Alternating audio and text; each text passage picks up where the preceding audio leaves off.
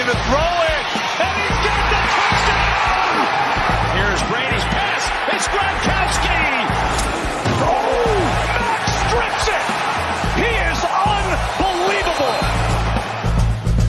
unbelievable! Week 6 of NFL is in the books. I can't believe it's actually, week 6 is over. I feel like we just started this. But hey, it is the Tabor Gridiron podcast. I'm Steven here with Isaac, the man. Hello. Crazy week of football. I know we keep saying that. This is a really fun year of football, and why we watch it week in and week out, why we give you the updates and things that you should pay attention to is because it's so unpredictable. That's true. You keep saying like, oh, this is going to be a boring game, or man, these two teams, or this team's of course going to win, and you just never know what is going to happen. And that is why we watch it week in and week out, and players that are stepping up and playing at elite levels, and then the stuff that they're not doing so great, and it can get frustrating and whatnot. I do have to say, Isaac, I did win my fantasy league. That's good. And I had Kyler Murray in. That's really good. And I think that was a smart play because the Arizona Cardinals are the 6-0 for the first time since 1974. And honestly, that's just a record in and of itself. I believe that Arizona is going to be in the Super Bowl because they are just playing at such an elite level. They're the top in the NFC West, which the NFC West is already a tough division to begin with. They got the Rams and the Seahawks, and they just got a whole bunch of things in there already. But I do think that they're going to probably come on top because, like, we got Kyler Murray, we got DeAndre Hopkins. They got him now, so. They just picked up Zach Ertz. What? Now, I think this is, you already have an explosive team and an explosive offense, and then you get an elite tight end. I don't know, the Eagles obviously wanted some draft picks and decided that they were going to trade him, and he's going to, I don't know if he's starting this next coming week. He might have to just work out a couple things. He was playing for the Eagles, so I can't see him not starting. Does that make them that much better? I think so, yeah, because the thing is, like you said, Zach Ertz is an elite player.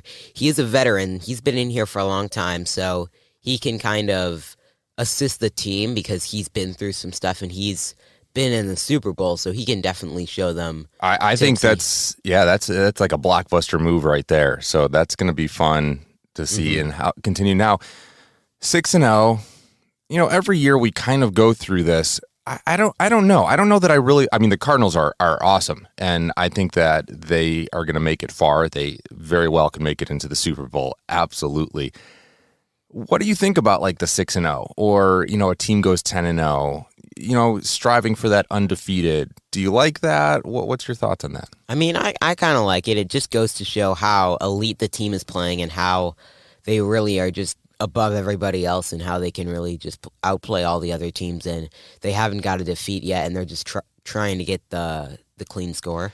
I disagree in a sense of, it's cool. You got the old school Miami Dolphins that have their undefeated team, the undefeated season, winning the Super Bowl, and everybody trying to kind of catch that. But I think that's also a little distracting. It was either last year or the year before, the Steelers, they were like 10-0, 11-0, and then they lost that first game, and everybody's disappointed. But I feel like every year there's a team that is kind of going in that undefeated route, and it adds unnecessary pressure.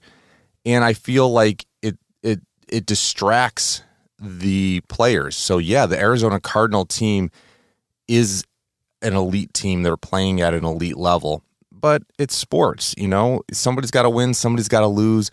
And I think that getting that first loss or just a couple losses kind of just takes that pressure off, that you're like, hey, great, we're 5-1 right now, or, whatever it is. And you don't have to worry about playing perfectly, and there's not that disappointment if you lose that first game. I feel like part of a sport is learning how to lose. You can take Trevor Lawrence, with the Jaguars. He didn't lose in high school and college, and he's just plowing through, and he gets to the NFL, and he's just getting his butt whooped. He did win this last week, though. Yes, that's true. And so he got his first win. But hey, you got to learn to lose, and you got to learn to take those losses and learn from them.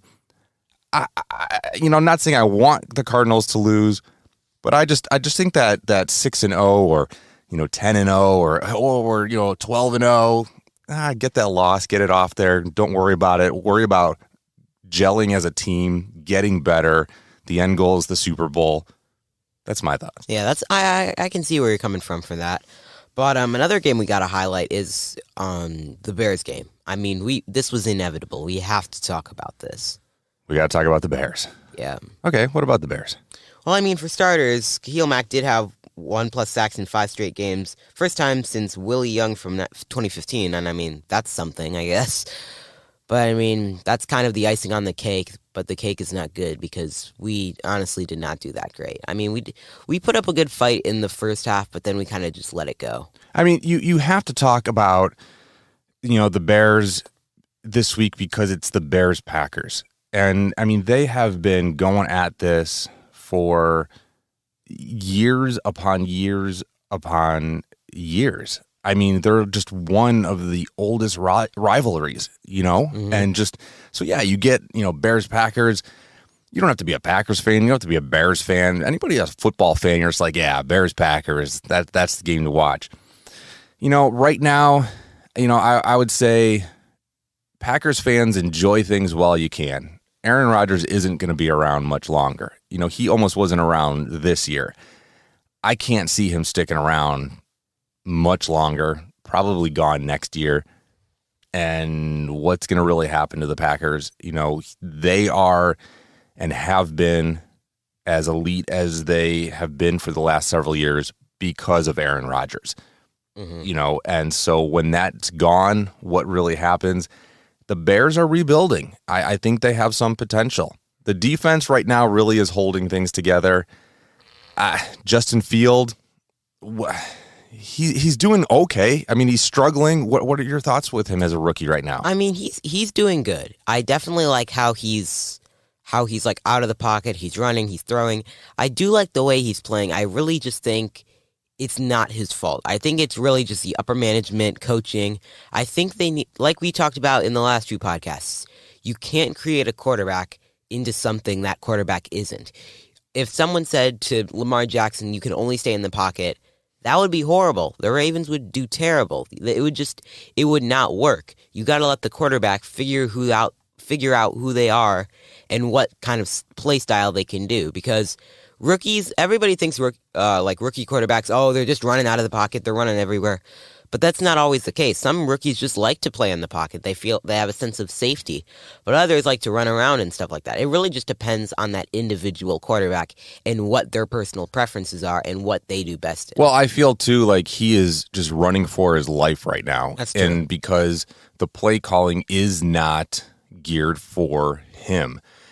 I was watching, and I want to talk about it more in a little bit, but just, Buffalo last night on Monday Night Football, the Bills. I mean, they're a powerhouse, and, it's 4th and 2 or it's 3rd and 7, and it's just, they're making plays like it's nothing. Guys are just wide open, cutting their routes, boom, boom, boom, and I'm like, why is it so easy? And then the Bears struggle so much, or it's, 3rd and 6, and we run it up the middle. Everybody knows you're going to run it and you're not going to get 7 yards running up the middle. Like, why are we not doing different rollouts and just different bootlegs and different slants and just playing in the strengths of Field right now? I don't know. On a rookie, everybody wants him to be Patrick Mahomes, right? That's true. Like, Patrick Mahomes was or is phenomenal. His rookie year, he was just great, and everybody looks at that and says, rookie quarterback, I want you to be our next Patrick Mahomes. But you can take somebody like even Kyler Murray, even Josh Allen. Josh Allen, what is he in? His 3rd year right now? And he is just on fire. He wasn't that great his rookie year. He struggled his 2nd year, and he was growing. He was getting better. I see good potential in Justin Fields in the sense of his vision, what he's capable of doing. He's got some good throws. He's got some good accurate stuff. Yeah, he gets under pressure, makes poor decisions. He's learning the game right now. I really do feel like he has potential to get better, and he's going to, but the coaching has to step up. And is that upper management? Because we keep seeing it year in. Jay Cutler was a decent quarterback. Same type of coaching style. That's true. And the other thing, like you said, it's literally just year in, year out. We've had so many quarterbacks, so many coaches, because people say, oh, it's Matt Nagy's fault. It's not his fault. We've had so many coaches. John Fox. We've had so many coaches, so many quarterbacks. We just keep going in and just, another one bites the dust. Let's get a new one. We literally just get so many, and we literally just play the same way. Now, I will admit, this year they're doing better than normal. I mean, they do have the same record as the Chiefs, so, I mean, that's something. But the Chiefs, I was going to comment on this. You said on his rookie year and his second year, he was doing really good. But this year, Patrick Mahomes I don't think he's playing worse.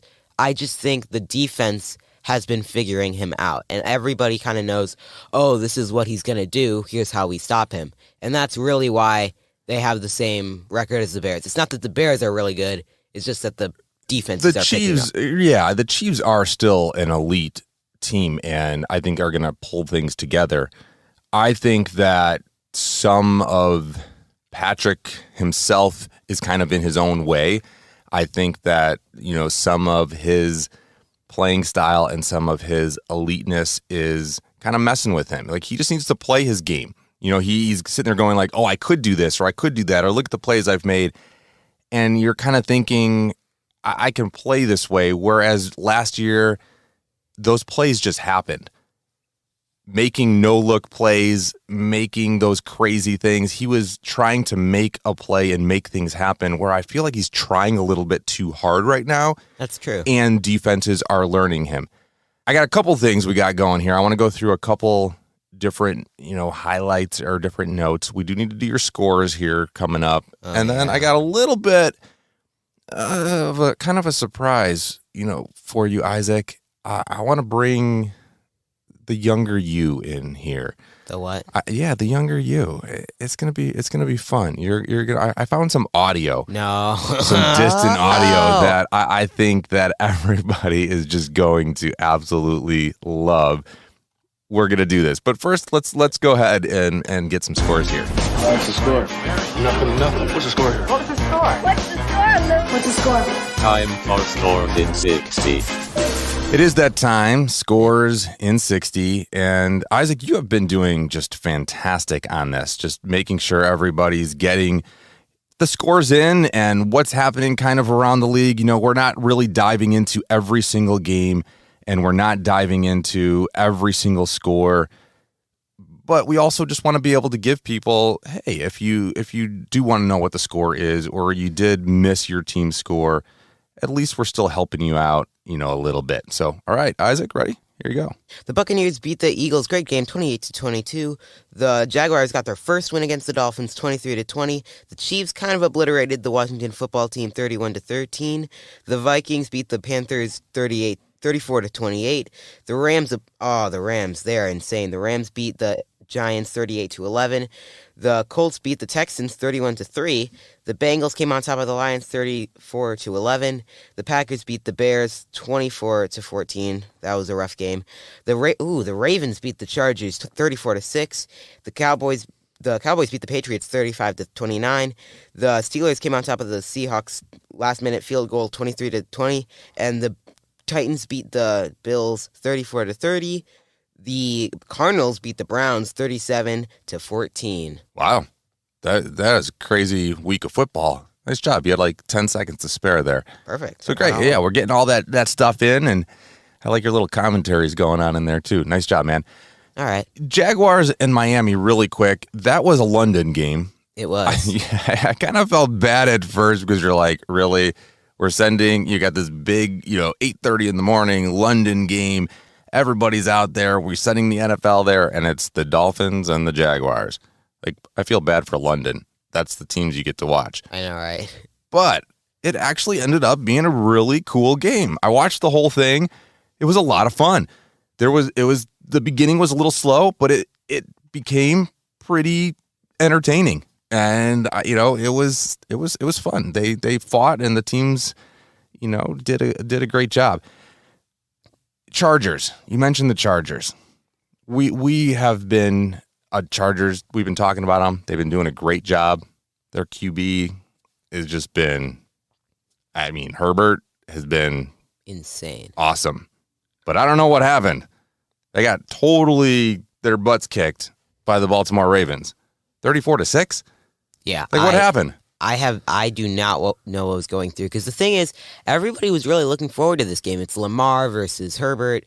What's going to happen? I mean, they're both like newer quarterbacks. We all thought it was going to be a great game, but then evidently the Ravens just walked all over the Chargers, and I don't really know what happened, because they started off pretty good, but they just, all in all, they literally just kind of they just let it go. And well, I think that they're going to continue doing things. Okay, it was Bears Packers, and Grandpa is a Packers fan. Yes. And, he gives you a hard time all the time about it. Back in 2012, you were a little guy talking to Grandpa on the phone about the Packers. I found this audio, and I just thought, we've been talking for a long time. You've been a football fan for a long time, and I just thought it would be great. It's okay. It's okay. You're awesome. I want you to hear this audio of Isaac talking to his grandpa. Again, Grandpa is a huge Packers fan. We're football fans, but we're going for the Bears. And, here, take a listen. Get the Giants. It's not over yet. The Giants. I want the Giants to win. Giants? No, not today. Tomorrow. Giants to win. Tomorrow. No. Giants to win today. Giants win. Next week they can win. It's their job to get to win, but they already won. Well, it's not over yet. Last week, the Green Bay Packers won. Right, now they gotta win this week. No. Can't let the Chicago Bears be in first place. I want to be the Green Bay Packers, the Giants to win. Oh, boy, you're just trying to give me a hard time, aren't you? Are you thinking what I'm thinking? No, I'm not. I'm thinking about myself, about the Giants. I was thinking myself about the Packers. Come on, dude. My dignity. That is epic. Are you thinking what I'm thinking? No, I'm not. That is just great. You got to start them out young. Isaac, even then, you're like, I don't want the Packers to win. That's just great. Nice job, man. Thank you, I guess. Oh, and now you're going to be a teenager? That's like long time ago. That's epic audio. That's being archived, and now it's in our podcast officially. That's true. And, it's going to be great. I got a couple more I'm going to find and scrape up from the bottom of the barrel. No. We'll see. Okay, before we close here, really quick, I do want to talk about, and I want your opinion here, Isaac, Monday night game, Buffalo and the Titans. Now, the Titans did win 34-31. It's the end of the game. The Buffalo Bills are like at inside the 5-yard line. It is 4th down. There is, I don't even remember, less than a minute left in the game. They're trying to get the touchdown. They don't. It's 4th down. Kick a little chip shot field goal. You go into overtime. Anything can happen in overtime. They decide to go for it, and they miss it. Oh. Game over. They lose by 3 points. That is rough. You literally could have just kicked the field goal, and you go into overtime. It's guaranteed. It's overtime. Not necessarily guaranteed because you could have missed a field goal, but it was like a chip shot. Most likely they're going into overtime there.